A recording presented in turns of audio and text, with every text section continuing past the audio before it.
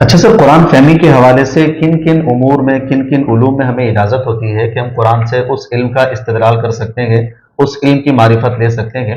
کیونکہ کائنات سے متعلق جتنے بھی علوم ہیں، سائنسی علوم جن کو کہا جاتا ہے، ان علوم کا استدلال اگر قرآن پاک سے ہم کرتے ہیں تو لوگ اعتراضات کرتے ہیں کہ جناب یہ قرآن پاک ایک ہدایت کی کتاب ہے، قرآن پاک کوئی سائنسی علوم کی کتاب نہیں ہے، یہ کوئی میڈیکل کی کتاب نہیں ہے کہ آپ کوئی میڈیکل کا استدلال کر رہے ہیں، سائنس کا استدلال کر رہے ہیں، یہ کوئی اس کام کی کتاب نہیں ہے، بلکہ یہ کتاب ہمیں صرف ہدایت کے لیے دی گئی ہے۔ آپ عبادات سیکھیے اس سے، معاملات سیکھیے اس سے، بلکہ ان کاموں کے لیے یہ کتاب نہیں دی گئی ہے۔ تو سب سے پہلے مجھے ذرا اس بات کا جواب دیجئے کہ کیا ایسے امور کا استدلال، ایسے علم کا استدلال جو کائنات سے متعلق ہے، کیا یہ قرآن پاک سے ہم استدلال کر سکتے ہیں یا نہیں؟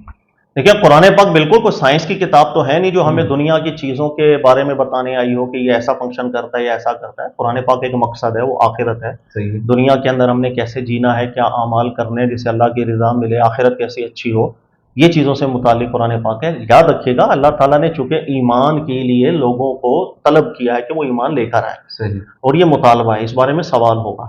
جو کتاب نازل کی اللہ رب العزت نے، اس کتاب کے اوپر ایمان لانے کے لیے ضروری ہے کہ اس میں ایسی نشانیاں بھی موجود ہوں جو لوگوں کو مجبور کرے کہ ہاں یہ کسی انسان کی کتاب نہیں ہو سکتی، کسی انسان کا ذہن نہیں ہو سکتا، یہ اسی کا ہو سکتا ہے کہ جس نے بنایا ہے۔ تو یقینی طور پر قرآن پاک سائنس کی کتاب نہیں ہے، لیکن نشانیاں قرآن پاک نے بہت سی ذکر کی ہیں، کائنات سے متعلق، انسانوں سے متعلق، حیوانات سے متعلق، اور بہت سی نشانیاں وہ ایسی ہیں کہ انسان یقین کر ہی نہیں سکتا ہے کہ آج سے 100 سال پہلے بھی کوئی شخص جتنا مرضی اس کا دماغ وہ ذہین ہو، فطین ہو، ایسی باتیں وہ نہیں کر سکتا۔ تو جہاں تک آیات جو قرآن پاک نے ذکر کی ہیں، نشانیاں دکھائی ہیں، ان کے حوالے سے ذکر کرنا یا ان سے کوئی نقطہ نظر کا استدلال کرنا، بالکل اللہ نے کیوں بیان کیا اگر ہم اس سے استدلال ہی نہ کریں، اس سے کوئی نتیجہ ہی نہ نکالیں۔ تو جہاں قرآن پاک نے کوئی بات ذکر کی ہے کائنات کے حوالے سے، اس کی نشانیوں کے حوالے سے، بالکل ہم اس چیز کو سمجھیں گے، لوگوں کو بیان بھی کریں گے، تاکہ آج کل کے جو علوم ہیں جب یہ مستحکم ہو جائیں گے، اسٹیبلشڈ ہو جائے گا، تو یہ کبھی بھی قرآن کے مخالف جا ہی نہیں سکتا۔ اچھا سر، یہاں پہ مسئلہ یہ آتا ہے، جس طریقے سے ہم سوال کرتے ہیں یا ہم قرآن سے یہ سمجھنے کی کوشش کرتے ہیں بھائی زمین ساکن ہے یا متحرک، زمین گول ہے یا اس کی دوسری صورت بنتی ہے، کیا صورت بنتی ہے، تو یہاں سے تھوڑے اعتراضات ہوتے ہیں۔ یہ آپ سے میں سوال کرنا چاہتا ہوں کہ کیا زمین گول ہے یا دیگر شکلوں کے اندر ہے؟ قرآن پاک ہمیں کیا اس میں کوئی رہنمائی دیتا ہے؟ بالکل قرآن پاک نے رہنمائی دی ہے، اور یہ بھی ایک بہت بڑی نشانی کے طور پر اللہ تعالیٰ نے ذکر کیا۔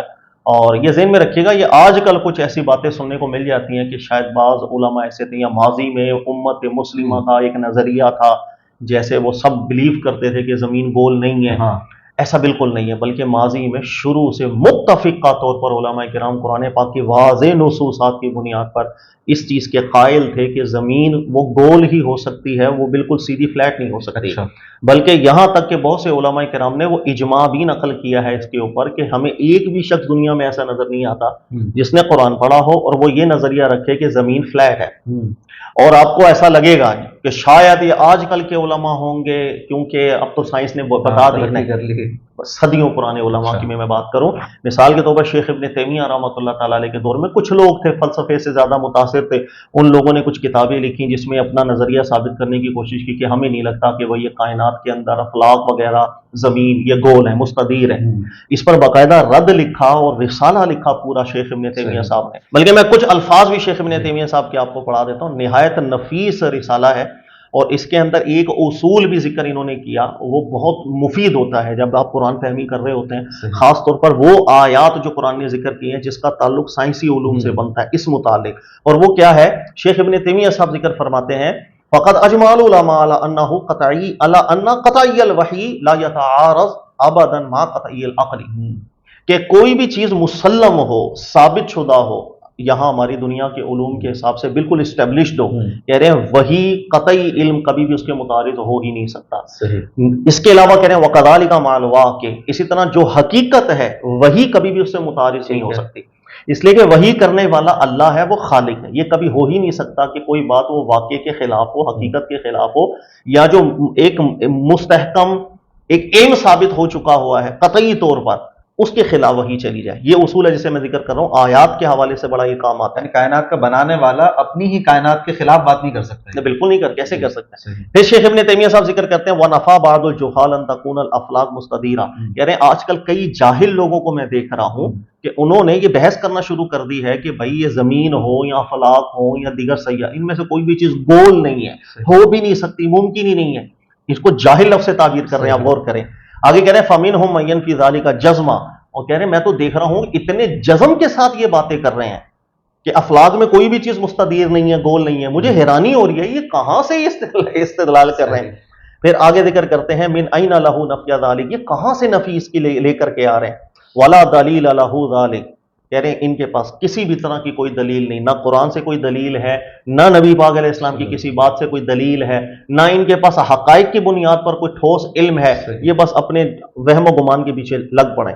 اس کے بعد ذکر کر رہے ہیں وَقَدْ ثَبَتَ بِالْكِتَابِ وَالسُّنَّةِ، یعنی قرآن پاک کی واضح نصوصات سے یہ بات ثابت ہے. اسی طرح نبی پاک علیہ السلام سے بھی جو آثار ہمیں ملے اس سے بھی بالکل یہ بات واضح ہے. وَإِجْمَاعُ عُلَمَاءِ الْأُمَّةِ، یعنی امت میں سے بھی کسی عالم نے جو قرآن کو جاننے والا ہو اس کے خلاف کبھی گئے ہی نہیں ہے.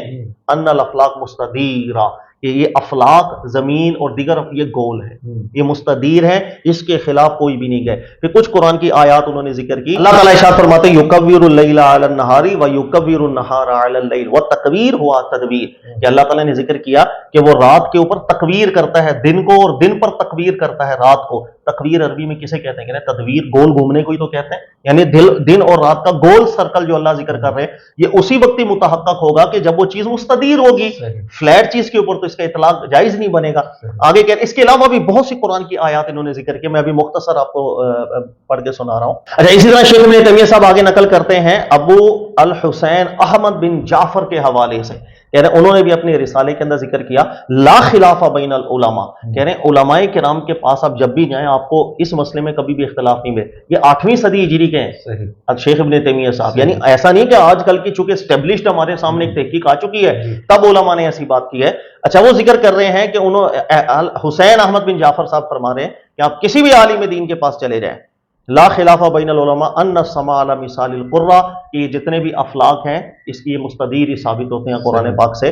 وکذالک اجمعوا علی ان الارض بجميع حرکاتها من البر والبحر مثل القرہ، زمین کے حوالے سے بھی وہ یہی استدلال پکڑتے ہیں کہ قرآن نے واضح نص کی ہے ان کے قرہ اور ان کے مستدیر ہونے کے اوپر. یہ کوئی ایسی چیز نہیں ہے کہ جسے ہم بولیں کہ ماضی میں علماء کرام کا الگ موقف تھا، آج سائنس نے کہہ دیا تو الگ موقف ہو گیا، ایسی بات بالکل ہے.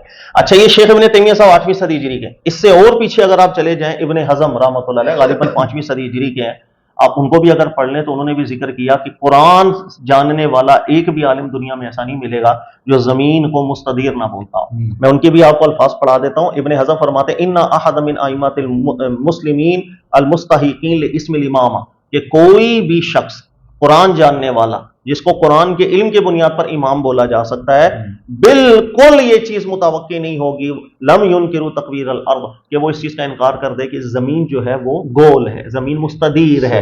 یعنی قرآن کی نصوصات واضح طور پر موجود ہے. یہ چند حوالے جات میں نے اس لیے آپ سے ذکر کی ہے کہ ایک آج کل ایک بڑی بدگمانی سی پھیلی ہوئی ہے کہ شاید ماضی میں علماء کرام کا موقف تھا، آج سائنس نے کہا تو انہوں نے بدل لی. ایسا نہیں ہے، شروع سے علماء کا یہ موقف رہا ہے.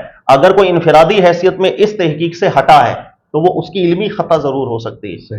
ایسا نہیں ہے کہ قرآن پاک نے اس چیز کو نص کیا یا کوئی مبہم مسئلہ ہے قرآن پاک میں یا ماضی میں علماء پر یہ بالکل ایک ابہام ہی رہا تھا کہ وہ غلط طرف چلتے گئے، ایسا بالکل بھی نہیں. اچھا سر، ایسے بہت سارے مسائل ہوتے ہیں جو اللہ رب العزت نے بات فرمائی ہے لیکن وہ ہمارے ایمانیات میں سے نہیں ہوتی ہے. اب جیسے زمین کے لیے آپ فرما رہے ہیں کہ نصوصات موجود ہے قرآن پاک میں کہ یہ گول ہے اور کوئی بھی اس کے خلاف نہیں ہے.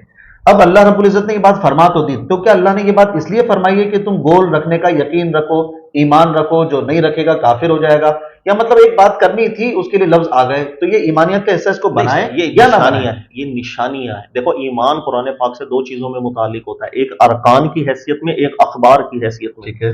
ارکان وہ رکن جس کی طرف ایمان کے لیے بلایا جاتا ہے کہ اللہ پر ایمان لائیں، یہ کتاب اللہ کی اس پر ایمان لائیں، جنت پر، رسولوں پر، یہ ہے ارکان اسلام، یہ ارکان ہے جن پر ایمان. ایک ہے جب میں نے مان لیا کہ یہ کتاب اللہ رب العزت کی ہے، پھر اس میں آنے والی ہر بات وہ بھی اللہ کی طرف سے سچائی اور صداقت پر مبنی ہوگی، مجھے یہ بھی ماننا. اسے کہتے ہیں بطور اخبار کے ایمان لے کر کے آنا. تو ایمان کا دو جہتوں میں تعلق ہوتا ہے. قرآن پاک میں نے شروع میں آپ سے ذکر کیا کہ یہ بہت سی نشانیاں بھی بیان کرتا ہے. دیکھیے گا رسول اللہ صلی اللہ علیہ وسلم کے بعد ختم نبوت ہو گئی, اب کسی نئے نبی نے آنا نہیں, قرآن کی حفاظت بھی اللہ تعالیٰ نے فرما دی. اب بعد میں جو آنے والے ہیں جو براہ راست کسی رسول کی ذات سے مل نہ سکے, ان کے لیے کیا دلائل ہوں گے کہ وہ بلیو کریں اللہ کی کتابیں؟ نشانیاں ایسی ہونی تو چاہیے. لہٰذا بے شمار ایسی نشانیاں قرآن پاک نے اخلاق کے حوالے سے, کائنات کے حوالے سے ذکر کی, اس لیے کہ اللہ عالم الغیب ہے, وہ مستقبل بھی جانتا ہے کہ انسان نے اپنی عقل سے کتنا آگے جانا تھا. تو ایسی نشانیاں بھی قرآن میں ذکر ہوئی ہیں کہ جو پہلے تو بن دیکھی تھی, صرف اس بنیاد پر اس وقت لوگ مان رہے تھے کہ قرآن میں نص آئی. آج تو قرآن کے نص کے علاوہ آنکھوں سے دیکھی باتیں ہو چکی ہوئی ہیں. تو وہ جو آنکھوں سے دیکھی باتیں ہیں وہ ان نشانیوں کی تصدیق کر رہی ہیں, جو دلائل بنتے ہیں کہ یہ کتاب واقعی خالق کائنات کی طرف سے تو ہو سکتی ہے, انسان کی طرف سے نہیں ہو سکتی. تو یہ ان کا تعلق سب آیات کے ساتھ بنتا ہے, نشانیوں کے ساتھ بنتا ہے. اچھا, یہاں پر ایک سوال اور یہ بنتا ہے سر کہ آج کل اگر کچھ اہل علم حضرات یا دینی طبقہ ایسے مسائل پر کلام کر دیتا ہے کہ بھئی زمین ساکن ہے یا متحرک, یا اسی طرح زمین گول ہے یا چکور ہے, یا اور سائنسی علوم سے متعلق, میڈیکل سے متعلق کوئی باتیں ایسی کر دیتے ہیں, تو اگر ان کو وہ موقف پسند نہیں آتا نا تو پھر وہ اس عالم کا مذاق بناتے ہیں, پھر اس کے کلپ وائرل کرتے ہیں, اس کی میم بناتے ہیں. اس طریقے سے کچھ فقہی مسائل ایسے ہمارے یہاں بیان کر دیے جاتے ہیں جو لگتا نہیں ہے کہ یہ عقل کے مطابق ہے, عقل کے خلاف ہی لگ رہے ہوتے ہیں, لیکن بہرحال ایک اہل علم نے بیان کیے تو اس کا پھر مذاق بنایا جاتا ہے, میمز بنائی جاتی ہیں. میرا سوال آپ سے یہ ہے کہ اگر ایک موقف آپ کا ہے اور ایک موقف سامنے والے کا ہے, اور سامنے والے کا موقف آپ کو سمجھ میں نہیں آ رہا, تو کیا ہمیں اسلام اجازت دیتا ہے کہ ہم اس کا مذاق بنائیں, سوشل میڈیا پہ اس کو وائرل کریں, اس کی میمز بنائیں؟ کیا ہمیں اسلام اجازت دیتا ہے؟ دیکھیے, تحقیق کوئی بھی فیلڈ ہو, وہ سائنسی فیلڈ ہو, آپ غیر سائنسی میدان ہو, قرآن کا ہو, کوئی بھی ہو, تحقیق کا جو میدان ہوتا ہے وہ ہمیشہ ٹھیک ہو, یہ ضروری نہیں ہوتا. اس میں تحقیق کرنے والے لوگ آتے ہیں, وہ تحقیق کریں گے, اچھے نتائج بھی نکلیں گے, کچھ غلطیاں بھی کریں گے, پھر ان ٹھوکروں سے سیکھتے ہیں, پھر اور آگے بڑھیں گے. اسی طرح ارتقاء ہوتا ہے. اگر غلطیاں نہ ہوں تو ارتقاء ہی کبھی نہ ہو. انسان جامد ہو کے بیٹھ جائے یا جو نتیجہ نکلنا ہی ٹھیک ہے, تو انسان دماغ کیوں لڑائے گا؟ تحقیق کے میدان میں غلطی ہونا آپ کو آگے لے کر کے جاتا ہے, ذہن میں رکھیے. بدقسمتی یہ کہ جس وقت ہم اپنے اہل علم دینی حوالے سے علماء کو, محققین کو دیکھتے ہیں, یا ان کی ہمیں کوئی ایسی تحقیق مل جاتی ہے کہ جس کے اندر بعد میں ہمیں پتہ چل جاتا ہے یہ غلط تحقیق تھی, تو ہم شاید مذاق اڑانے پر آ جاتے ہیں. مذاق نہیں اڑانا چاہیے. ان سے وہ غلطی ہوئی, ہم متنبہ ہوئے, پھر ہم درستگی کی طرف گئے. انہوں نے جو محنت کی, انہوں نے جو دماغ لگایا, سوچ لگائی, اللہ تعالیٰ اس پر ان کو اجر عطا فرمائے. تو تحقیق کے اندر انسان کو مذاق اڑانا, یہ اس رویے پہ, چاہے بڑی غلطی ہو رہی ہو, چاہے آپ کو لگے بالکل بھونڈا استدلال کر لیا. دیکھیں, کسی بھی میدان کو اگر آپ پڑھیں گے نا, سائنسی تحقیقات کو بھی پڑھیں, ہم ماضی کی آج سے 100 سال پہلے کی تحقیقات اور نظریات کو پڑھیں, بڑے عجیب و غریب بھی ملیں گے. آج اس کو سب رد کر چکے ہیں. رد کیا تو آگے نکلے, غلطی پتہ چلی تو آگے گئے ہیں نا.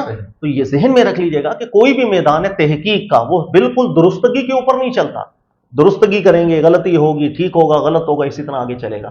لیکن ہماری پتہ نہیں عجیب و غریب تربیت ہے کہ دینی حوالے سے اگر کسی عالم دین کو محنت کی ہے, ان سے کوئی غلط نتیجہ نکل آیا تو ہم چڑھ دوڑتے ہیں کہ یار یہ دیکھو کتنا جاہل تھا, اس کے ماننے والے کتنے جاہل تھے. یہ رویہ نہیں ہونا چاہیے.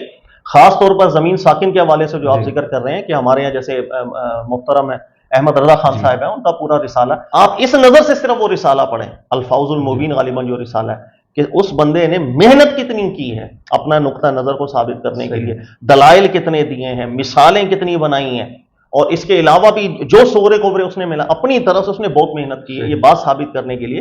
لیکن بہرحال غلطی کر گئے, وہ قرآن کی کچھ آیات سے استدلال پکڑنے کی کوشش کی, وہ ٹھیک استدلال نہیں بیٹھا. اس کے علاوہ جو دنیاوی مثالیں انہوں نے بیان کی, قائم کی تھی, اس کی سائنسی توجیہ آج موجود ہے ہمارے پاس. رد ہو گئی وہ مثالیں, لیکن محنت اس بندے نے بہت کی تھی, اللہ نے اجر عطا فرمائے. مذاق بنانے کی بالکل ضرورت نہیں ہوتی ہے. زمین ساکن ہے, آج سے کچھ عرصہ پہلے پوری کائنات ساکن ہے, سائنسدان یہ بھی مانتے رہتے ہیں. تو اب آ کے مانا ہے کہ کائنات جو ہے نا متحرک ہے. قرآن پاک تو یہ اعلان بہت پہلے کر چکا ہوا ہے, لیکن سائنسدان تو کچھ عرصہ پہلے تک مانتے رہے ہیں پوری کائنات جو ہے نا وہ ساکن ہے, ایک جگہ پر کھڑی ہے, کسی میں کوئی حرکت نہیں ہو رہی ہے. یہ مختلف نظریات ہیں. تو ٹھوکرے کھا کھا کے آگے بڑھتا ہے, ارتقاء اسی طرح ہوتا ہے, علم میں ترقی اسی طرح ہوتی ہے. دینی حوالے سے بھی کسی عالم نے کوئی محنت کی ہے, اس کی قدر کی کرنی چاہیے, انسان کو استغفار بھی کرنا چاہیے, اس کی خطاؤں پہ اللہ تعالیٰ درگزر فرمائے. لیکن اس کی غلطیوں سے ہم نے سیکھا اور ہم درستگی کی طرف گئے, یہ ایک فائدہ بھی ہوا. ٹھیک ہے سر, یہ اچھا ذہن بنایا آپ نے کہ محقق کی بہرحال قدر کرنی چاہیے. وہ علم سے استدلال کر رہا ہے, اپنا ذہن لگا رہا ہے, اپنا ٹائم لگا رہا ہے, اور اخلاص کے ساتھ ہی وہ کرتا ہے. اور ہمارے یہاں نارملی مزاج یہ بن گیا ہے کہ دنیاوی علم میں کوئی اختلاف کرتا ہے تو کرتا رہے, دینی علم میں اختلاف کرتے ہیں تو اس کے لیے پرابلم کھڑی کر دی جاتی ہے. تو یہ رویہ بھی ہمارے یہاں تھوڑا سا بہت زیادہ خراب ہو چکا ہے. नाज़रीन आखिर में समाअत फरमा लीजिए, हमारा ऑनलाइन कोर्स चल भी रहे हैं और आगे भी शुरू होने वाले हैं, उनके एडमिशन अभी चल रहे हैं, ओपन हैं। अगर आप एडमिशन लेना चाहते हैं तो नंबर आपकी स्क्रीन पर आ रहा है, आप एडमिशन के लिए रब्ता कर सकते हैं।